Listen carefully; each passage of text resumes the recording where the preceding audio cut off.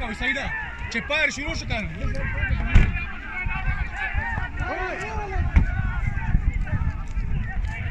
څنګه رالم د خلکو روډ بند کړی او ما د هغوی سره مذاکرات کول او هغوی ته ما ویل چې تاسو پوره مون اوسېږئ او احتجاج ستاسو حق دی خو د قانون د لارې نه ستاسو احتجاج حق دی او انشاءالله زیاتی به څوک نه کوي ځکه چې چیف سیکرټري صاحب پورې خبره رسېدلې ده په دې دوران کې بل فرق رالی او د شاته نه یې په موږ باندې ډزې وکړې خدای پاک پکې هسې بچ کړو او ټول خلک خدای پاک بچ کړو تقریبا 1300 کسانو سره تمانچې او مشینانو سره و په موږ باندې حمله وکړه حالانکې موږ خو د احتجاج خورولو له او د خبرې په ذریعه باندې خبره ختمولو له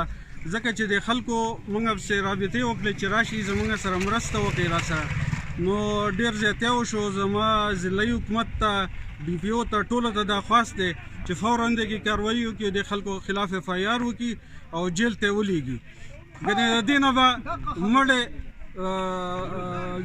مړي وتې وشي د دې نه ما ورته مخکې ویلي چې دې نه لانجه جوړېږي په های کورټ کې کیس دی په ډسټرکټ کورټ کې کیس دی